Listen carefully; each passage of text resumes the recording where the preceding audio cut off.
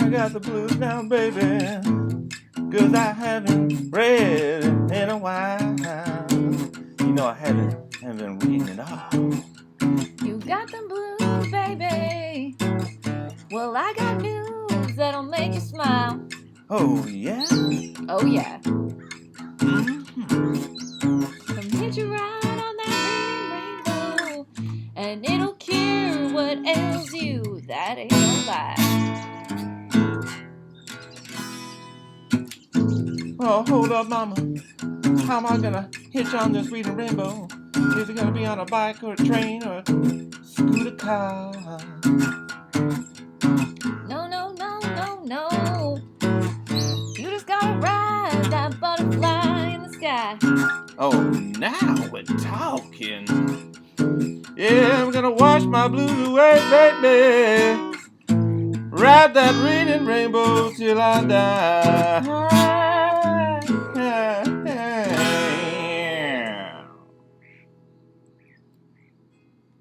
Okay, so where we left off was chapter 3, halfway through roughly. Winston has found himself stuck in the room 101 with O'Brien, and O'Brien is torturing him, still electrocuting him, asking him questions, telling him information, and he just revealed the truth about what the party is planning on doing to the world and how Big Brother plans on creating a really negative, nasty world. And so he's basically just giving Winston insight on the plan of the future. So we'll just pick up right there. He paused as though he expected Winston to speak. Winston had tried to shrink back onto the surface of the bed again. He could not say anything. His heart seemed to be frozen, but O'Brien went on. And remember that it is forever. The face will always be there to be stamped upon. The heretic, the enemy of society, will always be there, so that he can be defeated and humiliated over again. Everything you've undergone since you've been in our hands, all that we continue to and worsen. The espionage, the betrayals, the arrests, the tortures, the executions, the disappearances will never cease. It will be a world of terror as much as a world of triumph. The more the party is powerful, the less it will be tolerant. The weaker the opposition, the tighter the despotism. Goldstein and his heresies will live forever. Every day, at every moment, they will be defeated, discredited, ridiculed, spat upon, and yet they will always survive. This drama and I have played out with you during several years, 7 years, will be played out over and over again, generation after generation, always in subtler forms. Always we shall have the heretic here at our mercy, screaming with pain, broken up and contemptible, in the end utterly penitent, saved from himself, crawling to our feet of his own accord. That is the world that we're preparing, Winston, a world of victory after victory, triumph after triumph after triumph, an endless pressing, pressing, pressing upon the nerve of power. You are beginning, I can see, to realize what that world will be like, but in the end you will do more than understand it. You will accept it, welcome it, and become a part of it. So O'Brien has laid out this foundation of what the world is going to look like, and he says, no matter what you do, Winston, there's always going to be another person like you that we just demoralize and dehumanize and change, and then when we let them go, if they live, they'll be a part of society just like everyone else. And so now he's basically threatening Winston, saying, you know, for the rest of your life, you're going to love the party and you're going to love Big Brother if you live. Winston had recovered himself sufficiently to speak. You can't, he said weakly. What do you mean by that? Remarked Winston. You cannot create such a world as you have just described. It is a dream. It is impossible. Why? It's impossible to found a civilization on fear and hatred and cruelty. It would never endure. Why not? It would have no vitality. It would disintegrate. It would commit suicide. Nonsense. You're under the impression that hatred is more exhausting than love. Why should it be? And if there were, what difference would that make? Suppose that we choose to wear ourselves out faster. Suppose that we quicken the tempo of human life till men are senile at 30. Still, what difference would it make? Can you not understand that the death of the individual is not death? The party is immortal. So here's Winston trying his best to stay hopeful and argue that that this would never work because, that because starting a world on such morals and basis would not actually withhold time. As usual, the voice had battered Winston into helplessness. Moreover, he was in dread that if he persisted in his disagreement, O'Brien would twist the dial again, and yet he could not keep silent. Feebly, without arguments, with nothing to support him except his inarticulate horror of what O'Brien had said, he turned to the attack. I don't know. I don't care. Somehow you'll fail. Something will defeat you. Life will defeat you. We control life, Winston, at all levels. You're imagining that there is something called human nature which will be outraged by what we do and will turn against us. But we create human nature. Men are infinitely malleable. Or perhaps you have returned to your old idea that the proletarians or the slaves will rise and overthrow us. Put it out of your mind. They are helpless, like the animals. Humanity is the party. The others are outside, irrelevant. It's so sad. Winston wants to argue for human sake so badly, but O'Brien is just so much smarter and has all the power and control. So every time Winston has an argument that makes sense, O'Brien has a response that makes sense as well. Or like an argument that then will put what Winston says out of commission anyway. And then Winston's also worried that he's just going to get electrocuted no matter what he says, but he can't hold it back because he believes these things really firmly. And O'Brien is arguing that the proles are never going to rise up against them because they're helpless. He compares them to animals. He says they're never going to do anything with their lives. They're just going to live on like animals. And so Winston continues to argue, I don't care. In the end, they will beat you. Sooner or later, they will see you for what you are, and then they will tear you to pieces. So we'll pause really quick and go over some of the questions. So O'Brien insists that the world Big Brother is creating will happen, and how does Winston respond? Well, Winston obviously responds with a ton of arguments about why that won't actually happen and why that won't actually work. And then Winston states, in the end, they will beat you. Sooner or later, they will rise they will see you for what you are, and they will tear you to pieces. So who do you think they are? I kind of feel like we know it can't be the proles, because if it was the proles, O'Brien's already made the argument that they are helpless, like the animals. So who might they be?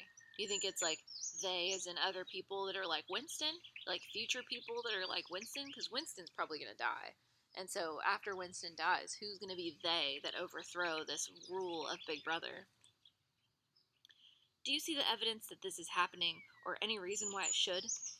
No, I believe it. I know that you will fail. There's something in the universe, I don't know, some spirit, some principle that you will never overcome.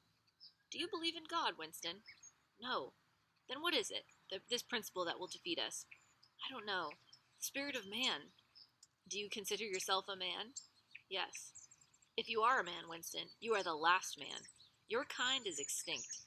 We are the inheritors. Do you understand that you are alone? You are outside history. You are non-existent. His manner changed, and he said more harshly, and you consider yourself morally superior to us, with our lies and our cruelty. Yes, I consider myself more superior. O'Brien did not speak. Oof, he said the wrong thing. Two other voices were speaking, and after a moment Winston recognized one of them as his own. It was the soundtrack of the conversation he had had with O'Brien on the night when he had enrolled himself in the Brotherhood. He heard himself promising to lie, to steal, to forge, to murder, to encourage drug-taking and prostitution, to disseminate venereal disease, to throw vitriol in a child's face. O'Brien made a small, impatient gesture as though to say that the demonstration was hardly worth making, and then he turned a switch and the voices stopped. So Winston says, I'm more superior to you because I believe in this nature of human man, that we will overcome this oppression that you are insisting on putting us through. And O'Brien's like, oh, really? You're morally superior? And then he has a recording of them when they first met in O'Brien's house of him saying all that stuff. And he's like, yeah, okay, you're morally superior, sure. And then now he's telling him to get up from that bed, he said. The bonds had loosened themselves, and Winston lowered himself to the floor and stood up unsteadily. You are the last man, said O'Brien. You are the guardian of the human spirit. You shall see yourself as you are. Take off your clothes. Winston undid the bit of string that held his overalls together. The zip fastener had long since been wrenched out of them. He could not remember whether at this time, since the arrest, he had taken off all his clothes at one time. Beneath the overalls, his body was looped with filthy, yellowish rags, just recognizable as the remnants of underclothes. As he slid them to the ground, he saw that there was a three-sided mirror at the far end of the room. He approached it and then stopped short. An involuntary cry had broken out of him. Go on, said O'Brien. Stand between the wings of the mirror. You shall see the side view as well. He had stopped because he was frightened. A bowed, gray-colored, skeleton-like thing was coming towards him. Its actual appearance was frightening, and not merely the fact that he knew it to be himself. He moved closer to the glass. The creature's face seemed to be protruded because of its bent carriage. A forlorn jailbird's face with a knobby forehead running back into a bald scalp, a crooked nose, and battered-looking cheekbones above which the eyes were fierce and watchful. The cheeks were seamed, the mouth had a drawn-in look, and certainly it was his own face, but it seemed to him that it had changed more than he had changed inside. The emotions it registered would be different from the ones he felt. He had gone partially bald. For the first moment he had thought that he had gone gray as well, but it was his scalp that was gray. Except for his hands and the circle on his face, his body was gray all over, with ancient, ingrained dirt. Here and there, under the dirt, there were red scars of wounds, and near the ankle the varicose ulcer was an inflamed mass with flakes of skin peeling off it. But the truly frightening thing was the emaciation of his body. The barrel of his ribs was so narrow as to that of a skeleton. The legs had shrunk so that the knees were thicker than the thighs. He saw now that O'Brien had meant about seeing the side view. The curvature of the spine was astonishing. The thin shoulders were hunched forward so as to make it a cavity of the chest. A scraggy neck seemed to be bending down under the weight of the skull. At a guess, he would have said that it was the body of a man of 60, suffering from some malignant disease. "You've thought sometimes," said O'Brien, "that my face, the face of a member of the inner party, looks old and worn. What do you think of your own face?" Oof, we'll pause there for a second because that is tragic. Can you imagine?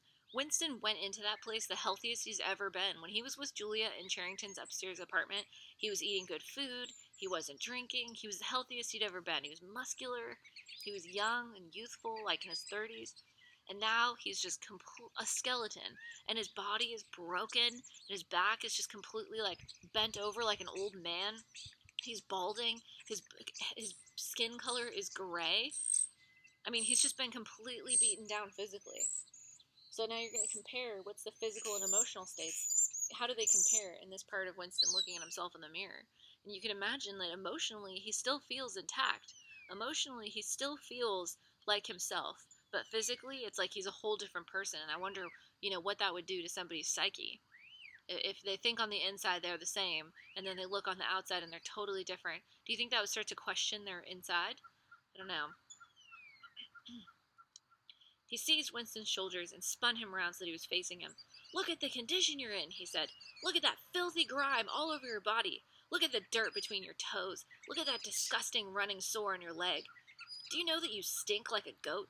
Probably you have ceased to notice it. Look at your emaciation. Do you see? I could make my thumb and forefinger meet around your bicep. I could snap your neck like a carrot. Do you know that you have lost 25 kilograms since you've been in our hands? Even your hair's coming out in handfuls. Look!" He plucked at Winston's head and brought away a tuft of hair. "Open your mouth. 9, 10, 11 teeth. 11 teeth left. How many have you had when you came with us? And the few you have left are dropping out of your head. Look here." He seized one of Winston's remaining front teeth between his powerful thumb and forefinger, and a twinge of pain shot through Winston's jaw. O'Brien had wrenched the loose tooth out by its roots. He tossed it across the cell. "You're rotting away," he said. "You're falling to pieces. What are you, a bag of filth? Now turn around and look in the mirror again. Do you see that thing facing you? That is the last man. If you're human, that is humanity. Now put your clothes on again." Ugh, that part gets me every time. It's brutal. It's just brutal. Winston began to dress himself with slow, stiff movements. Until now he had not seemed to notice how thin and weak he was.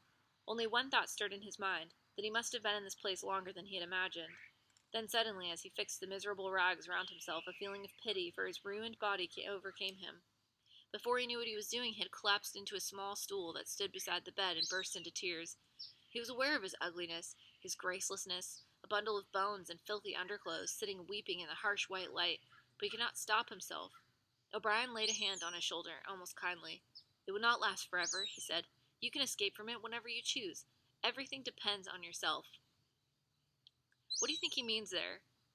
He's telling Winston that everything he sees is of his own doing, and that as soon as he wants it to stop, he can make it stop. So what do you think that O'Brien is telling him to do?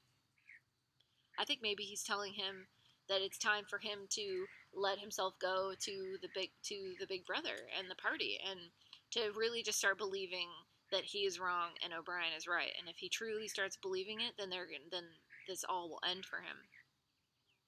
"You did this," sobbed Winston. "You reduced me to this state."